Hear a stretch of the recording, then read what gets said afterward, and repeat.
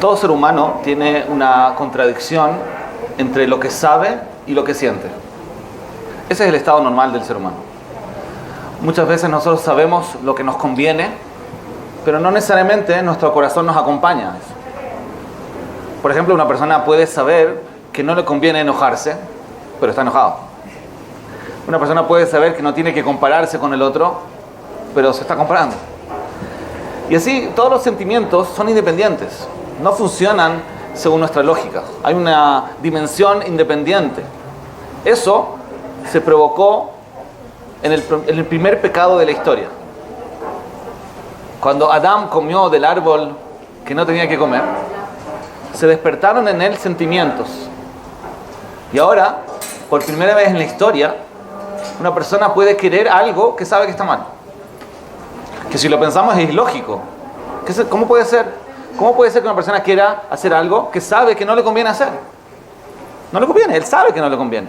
Él tiene sus ahorros ahí y sabe que le conviene dejarlos y va y los gasta. Pero él sabe que no le conviene. Él sabe que no quiere comerse esta torta y se la come igual.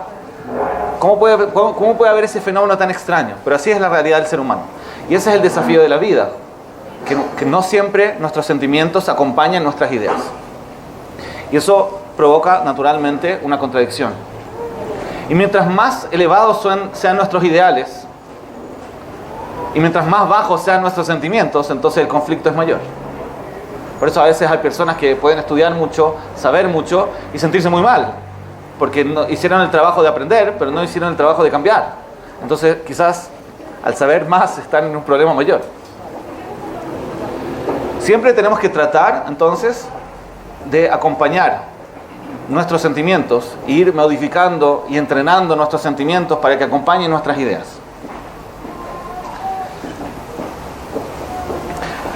El objetivo entonces es resolver esta contradicción, la contradicción entre la mente y el sentimiento. Hay personas en el mundo que para evitar este conflicto, este cargo de conciencia, lo que hacen es cambiar sus valores. Es lo más fácil. Él pensaba que era malo comerse la torta y ahora dice, no, está bien comerse la torta. Hay que disfrutar de la vida. En vez de cambiar el sentimiento, entonces cambian los valores. Y eso pasa también en otras áreas de la vida.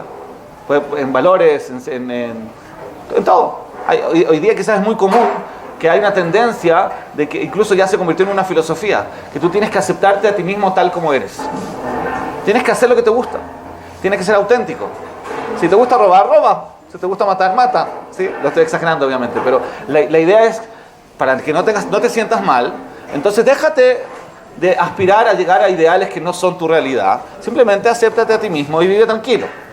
Pero obviamente que eso es una autodestrucción que nos limita, nos conforma con un nivel muy bajo y no nos permite desarrollarnos y cambiar. El objetivo para nosotros, el objetivo verdadero, no es cambiar nuestros valores, nuestros ideales, nuestras creencias, sino cambiar nuestros sentimientos. Y no es algo tan terrible, porque a veces las personas se asustan y dicen, ¿qué? ¿Voy a tener que dejar de ser yo? ¿Voy a tener que cambiar quién soy? Yo quiero ser lo que soy yo quiero ser mi naturaleza. ¿Qué, tengo que vivir como un robot? ¿No tengo que tener sentimientos? Pero yo creo que es una exageración o una mala interpretación del concepto. Toda la vida nosotros aprendemos habilidades. Todo ser humano, desde el primer día de su vida, empieza a aprender. Si han visto un bebé, pueden ver cómo el bebé empieza a mirar sus manos, tira un juguete a ver qué pasa, rompe algo para ver cómo suena. Es normal, un niño está todo el tiempo aprendiendo cosas. Seguro cuando empieza a caminar, cuando empieza a hablar, empieza después a estudiar ya textos o cosas. Todo el tiempo estamos entrenándonos, estamos desarrollando cosas. Y eso lo hacemos en todas las áreas de la vida. Hay una área que por alguna razón la sociedad o el mundo tiende a abandonar, que es desarrollar habilidades emocionales. De la misma manera que una persona puede desarrollar una habilidad mental, no hay ninguna razón de que una persona no pueda desarrollar una habilidad emocional. Entonces no se trata de ser otra persona, se trata de simplemente tener un poco más de, quizás se puede llamar inteligencia emocional. Nada más. No se trata de otra cosa, de otro mundo. Cuando una persona es muy negativa, el ser negativo es una midá. ¿Qué quiere decir? Que mi cerebro está acostumbrado a enfocarme en lo malo en vez de lo bueno. Puedo sufrir por eso, puedo hacerle daño a mi familia, porque a nadie le gusta escuchar crítica todo el tiempo. Ahora, si tú le preguntas al crítico, ¿por qué eres tan crítico? ¿Qué te va a contestar? No, yo soy realista, está todo mal. La realidad está mal, ¿qué voy a hacer? ¿Qué quieres, que sea tonto? ¿Sea ingenuo? Realmente está todo mal. Nunca los críticos dicen que son críticos, los críticos dicen que son realistas. Lo mismo dicen los optimistas también. Los optimistas no dicen que son optimistas, dicen que son realistas, está todo bien, ¿cuál es el problema? Es una tendencia mental de enfocarse en lo bueno o lo malo y es automático, no es una decisión. Pero no necesariamente uno tiene que vivir así. Uno puede aprender una habilidad emocional de enfocarse en lo bueno, se puede aprender. Es un entrenamiento, no diferente que cualquier otro entrenamiento físico o intelectual. La persona puede entrenar su mente a ver lo bueno y no solamente lo malo. A propósito, a veces hay extremos opuestos, ¿sí? Hay personas que ven solo lo bueno y no reconocen lo malo y eso también está mal. Como todas las midot, hay que llegar al punto medio. Están los conformistas, los ingenuos, que siempre confían en todo el mundo y es un problema también. Entonces a veces hay que entrenar a la persona a ser un poquito más crítico o entrenar a la persona a ser un poco más positivo, depende de cada uno.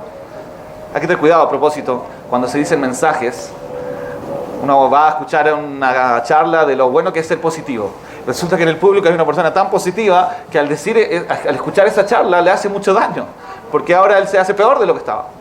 Hay personas que, por ejemplo, tienen una tendencia de entregarse demasiado hacia los demás. Les cuesta mucho ver a alguien mal y no ayudarlo. Es muy bonito eso, ¿cierto? Pero a veces también eso puede ser un extremo.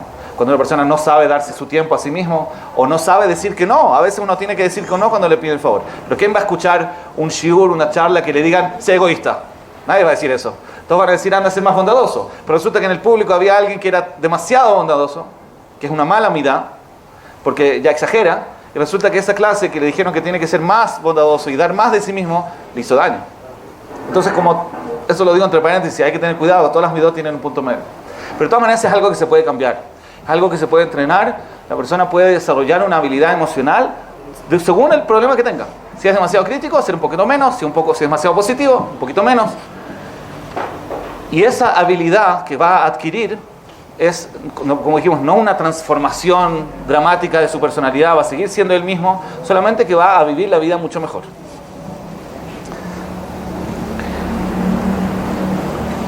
El Rambam, el Gaon de Vilna y Rabbi Yisrael Salanter, que son para mí los maestros principales de este tema, dicen que la mayoría de los problemas de la vida son producto de estas debilidades o llamémoslo falta de habilidades emocionales. Eso quiere decir que a pesar de que hay un porcentaje de problemas objetivos en la vida, hay una mayoría de los problemas en la vida que no son objetivos, quiere decir que no son un problema que no podía evitar, sino son problemas que nosotros mismos nos provocamos. El ser humano tiene una tendencia autodestructiva. La tendencia autodestructiva la llamamos en hebreo Yetzer Hara, ¿cierto? Pero ¿qué es lo que es esa tendencia? Es que yo quiero algo que en el fondo sé que está mal, sé que me hace mal, o tengo una reacción que sé que no me conviene. Es destructiva a mí o a mi entorno. Esa tendencia autodestructiva es un Yetzer Hara que nos destruye la vida. No solamente un problema espiritual, es también un problema espiritual, pero no es solamente eso. Es un problema social, un problema económico, un problema matrimonial. Todas esas cosas son producto de estas cualidades. Una persona que es irresponsable, ¿qué le falta? Le falta la habilidad emocional de ser responsable, que es una midá. Entonces, obviamente que él puede tener problemas económicos, por ejemplo, porque no va a preocuparse de invertir en su futuro. Él está pensando en el corto plazo. Entonces quiere lo que le da placer a corto plazo, no invierte el futuro. Lo pasa muy bien al principio, pero llega un día en el cual él se da cuenta que no tiene nada, porque nunca invirtió. Entonces él dice, Hashem, ¿por qué me hiciste una vida tan difícil? No, Hashem no te hizo una vida tan difícil, simplemente nunca trabajaste tu irresponsabilidad. Entonces naturalmente te hiciste mucho daño. Pero no hay que culpar a nadie, simplemente hay que desarrollar esa habilidad y trabajarse. Una persona que destruye sus relaciones sociales o su matrimonio por ser muy crítico, como hablamos antes, o por ser muy enojón. O sea, ahora tiene un problema serio de matrimonio.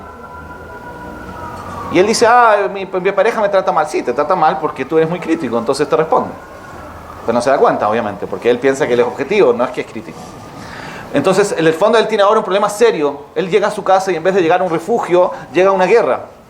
Obviamente que eso afecta, pero no es que es un problema que surgió de la nada, es un problema que viene de adentro. Es un problema de la debilidad de esa persona, de ser un poquito más positivo, un poquito más tolerante. Todas esas cosas son habilidades que se pueden aprender. Entonces, una persona que no se propone esto puede seguir sufriendo infinitos problemas de la vida en vano. Es innecesario. No es que es culpable, sí quiero aclarar. Una persona no es culpable de tener las cualidades que tiene, o mejor dicho, de no tener las habilidades emocionales que no tiene. Nosotros, el ser humano, nace con un conjunto de cualidades emocionales. Toda persona nace con un cierto conjunto. Hay un niño que puede nacer un poquito más impaciente que el otro. Cuando están ahí, el bebé recién nacido y no le traen su comida, se desespera, empieza a llorar. Y el bebé del lado está tranquilo. ¿Por qué? Porque él nació más impaciente que el otro. No es que lo eligió. Es simplemente su naturaleza original. Todos los seres humanos nacen con un conjunto de midot. Muchas veces es hereditario. Y el niño ya tiene esa tendencia. Ok, pero ese es el comienzo. De la misma manera que el niño no sabe caminar cuando nace, tampoco sabe esperar. ¿Y cuál es el problema? Que aprenda a caminar y que aprenda a esperar. Pero si no aprende a esperar, entonces naturalmente va a tener problemas en la vida y va a sufrir las consecuencias en vano. Porque no es culpable, pero sí es responsable. Es responsable de hacer lo que pueda de acá en adelante para desarrollar esas habilidades que no tenía naturalmente. Hay niños que nacen más positivos o más alegres. Y a él le tocó nacer un poco más, con una tendencia más hacia la angustia o la tristeza. Entonces obviamente está triste. Pero no es que él tiene que decir, bueno, así soy yo, y bueno, así voy a entregar mi alma de vuelta al cielo después de los 120. ¿Para qué? Sí, tienes una angustia natural, pero se puede trabajar. Puedes desarrollar tu alegría. Es algo que se puede cambiar. No, es una habilidad, simplemente. ¿Cómo se hace? Tenemos que estudiar. Pero de todas maneras es algo posible. No es algo tan difícil. Yo creo que cualquier persona, seguro acá presente, ha desarrollado midot en su vida. Todo este tipo de cosas. Somos más responsables de lo que éramos cuando éramos chicos. Muchas veces somos más generosos de lo que era un niño. Los niños normalmente son más egoístas. Hay miles de cualidades que hemos desarrollado. La gracia es descubrir cuáles son esas cualidades claves que realmente nos provocan problemas serios en nuestra vida. Y empezar a desarrollar esas habilidades que son la causa de esos problemas. Entonces, el primer paso es identificar, autoconocimiento. Yo tengo que identificar cuáles son las habilidades que me faltan. Ese es el primer paso, un trabajo de autoconocimiento. ¿Cómo se hace? ¿Cómo yo logro conocer las cualidades que me faltan? Porque como dijimos, muchas veces una persona puede negar esa debilidad. Yo no soy crítico, quizás el ejemplo mejor es el orgulloso, ¿sí? Si tú le dices a un orgulloso, pero ¿por qué no reconoces errores? Si no es que no reconozco errores, es que no me equivoco. Porque él no ve sus errores. El Behemet cree que tiene razón. Entonces, ¿cómo va a empezar a trabajar? ¿Cómo va a cambiar si ni siquiera se da cuenta que es orgulloso? O la persona muy ansiosa. Hay personas que tienden a preocuparse más de la cuenta. Entonces él tiene miedo, está preocupado. Pero en verdad, la preocupación es una preocupación que no existe. Está en su imaginación. Muchas veces, no siempre. Entonces, tú tienes que darte cuenta que tus preocupaciones son desproporcionadas o innecesarias para poder empezar a trabajar. El primer paso es reconocer. Otro ejemplo es la midá de la tolerancia. Cuando una persona no tiene tolerancia, estoy dando ejemplos, ¿sí? La verdad es que cada midá requiere un estudio un poco más profundo, pero solamente para entender el concepto. Una persona que no tiene tolerancia percibe todas las cosas malas que le pasan con una intensidad infinitamente mayor de lo que son en verdad. Una persona intolerante es una persona muy controladora. Una persona que le gusta controlar todo. Y está muy bonito. El problema es que a veces no se pueden controlar las cosas. Entonces cuando él, como le gusta tanto controlar, cuando no puede controlar las cosas, sufre. Pero sufre no porque tiene un problema, sino porque no lo puede controlar. Es una frustración de reconocer su impotencia. Entonces él tiene un problema que en sí mismo es pequeño, no pasa nada, se puede vivir con eso tranquilamente, pero él lo sufre como si fuera una tragedia. Porque le suma toda esta parte adicional que es la frustración de tener el problema y no poderlo haber evitado. Eso es innecesario completamente. Pero si tú le preguntas, ¿pero por qué sufres tanto por esto? ¿Por qué eres un exagerado? Yo soy exagerado, mira lo que me pasó. Esto es terrible. Y lo interesante es que él realmente lo vive así. Él no está mintiendo cuando él hace este escándalo de que a veces también se manifiesta como enojo, ¿sí? Mira lo que me hiciste, es terrible. Y yo digo, está bien, me equivoqué, perdón, pero no pasó nada. Y él lo siente realmente como si pasó algo, una tragedia. Y es su sensación. Entonces, si tú le dices a esa persona, trabaja tu tolerancia, no es el problema tan grave, no pasó nada, es un pequeño problema, un error, me equivoqué, te pido perdón, no pasó nada. Él tiene que reconocer que el problema no es lo que él siente, sino toda esta frustración emocional, psicológica que está adentro, ¿sí? Cuando un gato sale a caminar a la calle y se cae en la calle y se lastima y le duele. ¿Cuánto le duele al gato? Tiene un dolor físico. Pero cuando un ser humano sale a la calle y se cae, no le duele solamente el dolor físico, sino él se enoja. ¿Y por qué la municipalidad? ¿Por qué no arreglaron acá en la calle? ¿Y cómo puede ser? ¿Y por qué no le pasó al otro? ¿Por qué estas cosas siempre me pasan a mí? Toda esa parte es una parte agregada, adicional, que no tenía ninguna razón de ser. Está bien, te duele, entendí, te lastimaste, perfecto. Pero ¿por qué sumarle toda esta parte? Eso ya viene de adentro, es una amidad. Y eso es algo que se puede trabajar.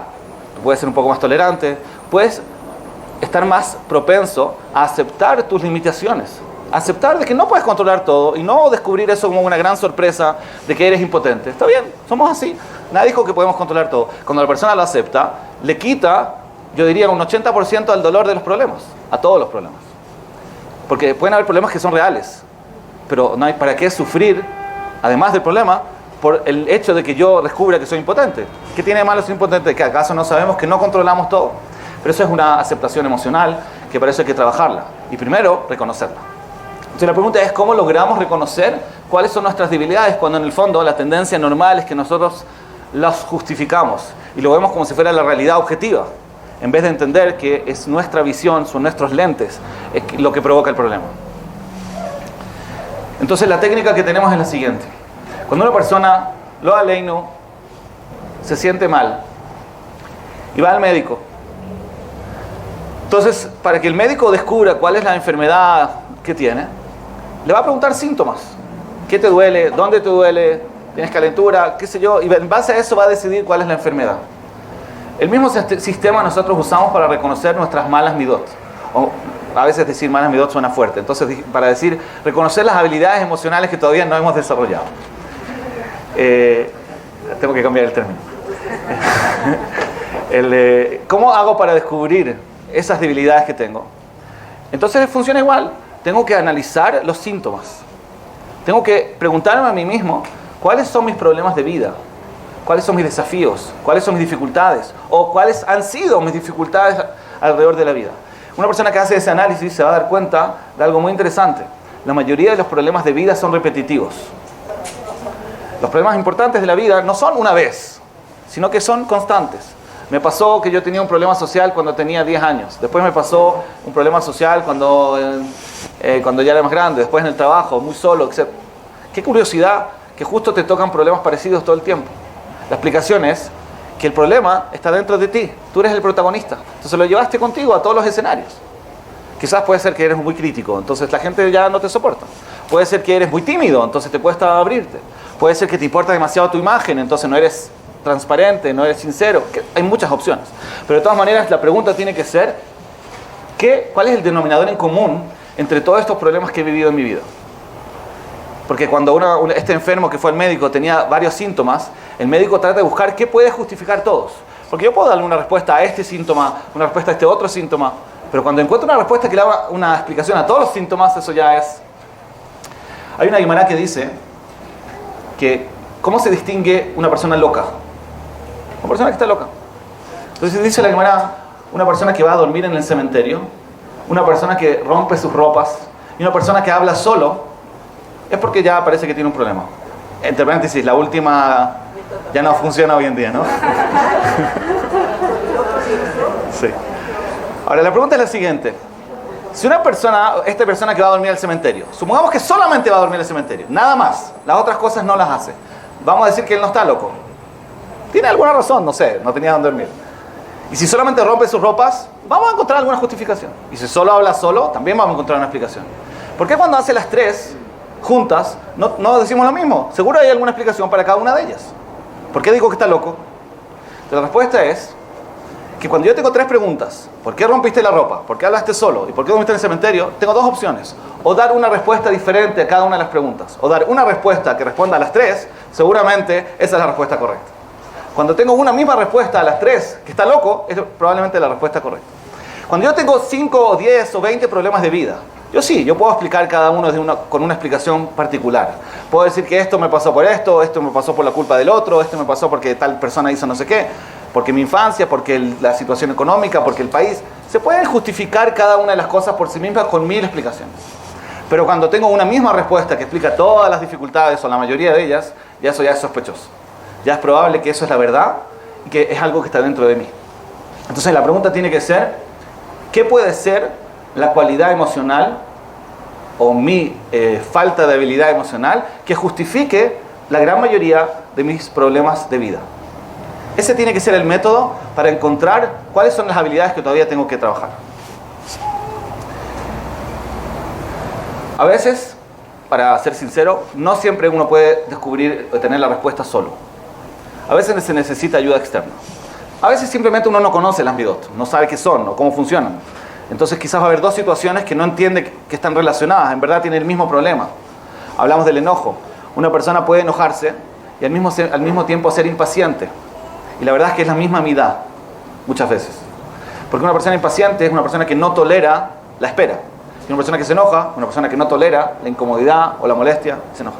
Entonces puede ser que la persona diga, pero no, me pasaron 5 cosas que no tienen nada que ver. Pero en verdad, si entendiera un poquito más del tema, hubiera investigado, estudiado un poco más, te daría cuenta que es exactamente lo mismo, todo el tiempo se repite. Una persona puede tener problemas de negocios. Y uno dice, bueno, acá me fue mal por esto, acá me fue mal por lo otro, a la tercera vez me fue mal porque tuve mala suerte. Pero conocí a una persona que tenía problemas de negocios simplemente porque era orgulloso. Y al ser orgulloso, era una persona que no era capaz de delegar, no era capaz de pedir un consejo, nunca escuchaba otra opinión, siempre pensaba que él tenía la última palabra. Entonces obviamente le iba mal, aquí y allá. Entonces él podría haber justificado cada uno de sus fracasos económicos, los negocios, con 1000 razones. Pero cuando se da cuenta que hay algo repetitivo y se pregunta a sí mismo, asume la responsabilidad de investigar qué en sí, en su persona, puede estar provocando el problema, en vez de buscar una excusa, cada vez distinta, entonces va a descubrir cuál es la medida que tiene que trabajar.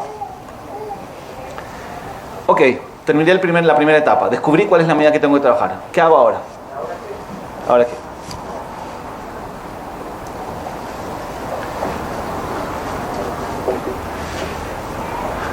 El primer paso, yo diría que es más difícil, el diagnóstico. Como dijimos antes, a veces es difícil reconocerlo solo, o por lo menos hay que estudiar un poco para conocerlo.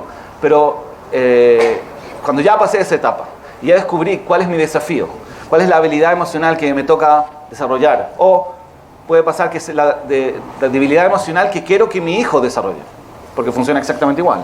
Yo veo que mi hijo tiene alguna dificultad, un problema, le está costando algo. También tengo que preguntarme a mí mismo, como padre, como madre, cuál es la debilidad que le falta. Perdón, la habilidad que le falta. ¿Qué capacidad tiene que tener para que le vaya mejor? A veces el niño tiene un problema social.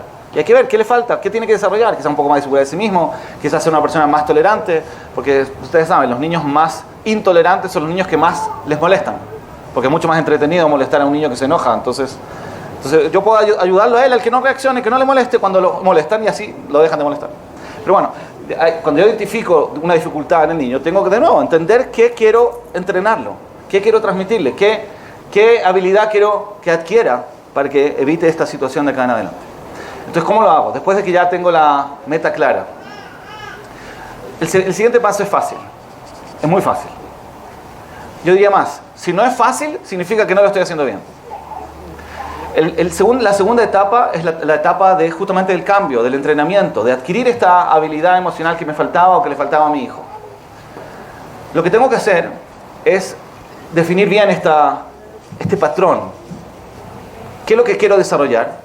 Y buscar escenarios muy pequeños, muy fáciles, donde se manifiesta el mismo patrón, pero en un escenario fácil. Hablamos de la impaciencia.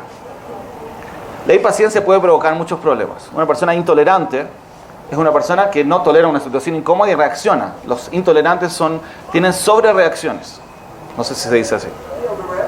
¿Cómo? Reactivos. Cualquier detonador, cualquier estímulo, reacciona.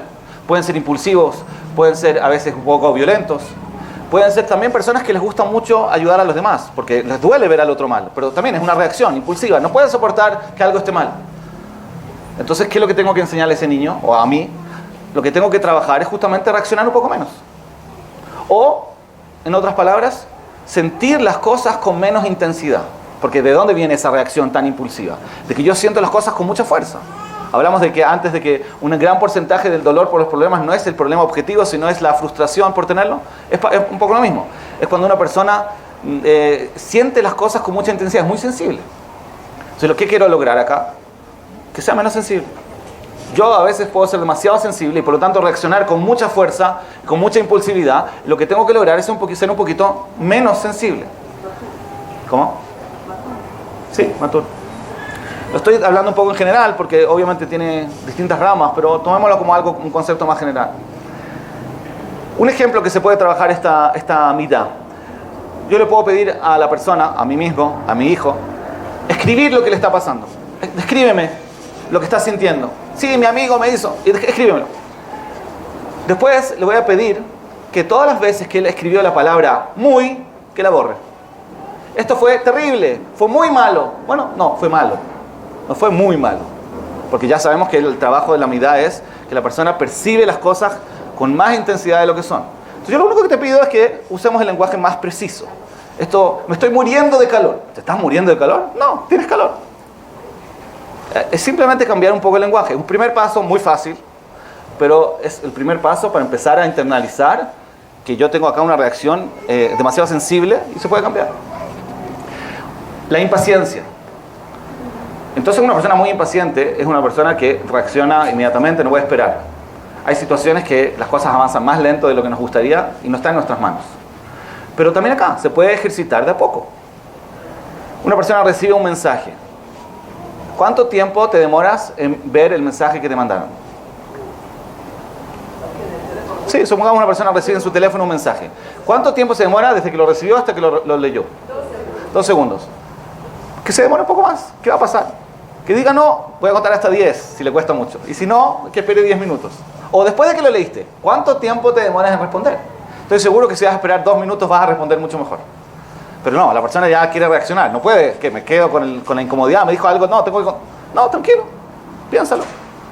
Eso más allá de que, como digo, quizás va a provocar que tengamos una comunicación un poco más sana, más allá de eso nos ayuda a tener más paciencia.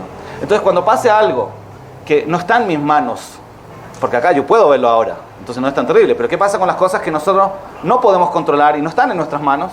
Ahí sí que es importante entrenarse de antemano a ser más pacientes. Entonces, el entrenamiento es en un escenario que yo puedo controlar, es igual que el gimnasio. Yo voy al gimnasio, yo puedo elegir levantar la pesa o no levantarla, pero el hecho de que yo ahora levante la pesa me va a ayudar que en otras situaciones que yo no puedo elegirlo, no me queda otra que hacer un esfuerzo físico, yo ya tengo la fuerza. Acá también, en este momento tú puedes elegir revisar el mensaje o no revisarlo, o contestarlo inmediatamente o no, o quieres comprar algo, o quieres comer algo. Mucha gente cree que el comer, la tentación, ¿sí? Uno quiere comer algo. ¿De dónde viene eso? ¿Por qué una persona no puede controlarse, a veces, algunos, de no comer algo? Hay una midá que se llama la dificultad de vencer tentaciones.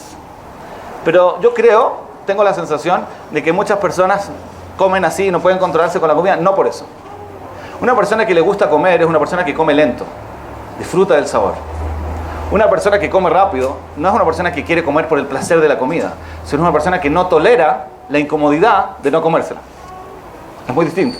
Por eso se quiere sacar el problema lo antes posible, ¿sí? Se la come de una. El problema no viene de que le gusta la comida, sino que no le gusta no comérsela. Es muy distinto. Entonces esa persona, para cuando quiera, si quiere trabajar eso, esto es una receta muy bonita para la dieta, después la venden y se hacen millonarios. Para controlarse y no comer, no es necesariamente trabajar en la comida, sino que yo puedo trabajar mi paciencia, tolerancia, no reaccionar frente a estímulos en general. No tiene que ser con la comida. Después de que lo trabaje en otros escenarios que me son más fáciles, lo voy a poder aplicar también en la comida. Yo puedo no reaccionar. Hay un ruido atrás mío. ¿Cuál es la reacción automática? Uno se voltea a ver qué pasó. No, quédate tranquilo. ¿Qué puede haber pasado? Pero a veces hay que reaccionar. ¿Seguro?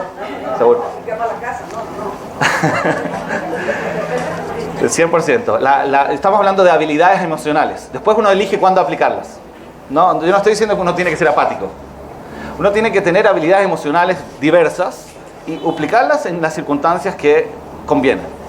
El trabajo Midot, entre paréntesis, y con eso termino. El trabajo Midot no define valores. No son valores. El trabajo de Midot no te dice cuándo, por ejemplo, tienes que dar. solamente te desarrolla la posibilidad de dar. Hay una midá, el egoísta no quiere dar. Hay una persona que da demasiado. Cuando tú trabajas tus midot, el hecho de haber trabajado tus midot no son valores. Porque los valores te dicen, hay que ayudar a este, ayudar al otro. No, estos no son valores, son habilidades. Si tú tienes la habilidad de dar y tienes la habilidad de no sentirte mal cuando no das las dos habilidades, entonces ahora puedes elegir y hacer lo que te conviene o lo que es correcto. Por eso es que una persona, todo el mundo, es algo universal, no es algo de yudí. Esto es algo absolutamente universal. Todo ser humano tiene que tener todas las habilidades emocionales para ser feliz, para ser exitoso y para ser religioso también. Porque si tú tienes las habilidades emocionales, vas a poder aplicarlas cuando te parezca correcto. Pero si no las tienes, también cuando quieras aplicarlas no vas a poder. Hay personas que tienen la tendencia de ser luchadores. Hay personas que tienen la tendencia opuesta de ser personas que aceptan con facilidad. ¿Cuál es lo correcto? ¿Cómo? Ninguno y el otro.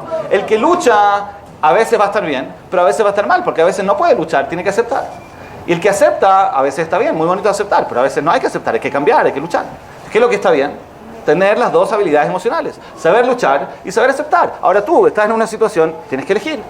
Tienes que elegir qué habilidad utilizar, qué es lo que es correcto en ese momento. Pero para eso, primero, tienes que haberte entrenado de desarrollar la habilidad que te faltaba, porque si uno tiene solamente la habilidad de luchar y no la de aceptar, no va a poder elegir. Entonces, cuando identificaste que tienes solo un lado y no el otro, ahí empiezas a trabajar para tener también el otro, y ahora eres, por primera vez, libre. Hasta ahora estabas condicionado a reaccionar solamente con la tendencia que ya tienes, que es muy bonita, está bien, muchas veces, pero no siempre.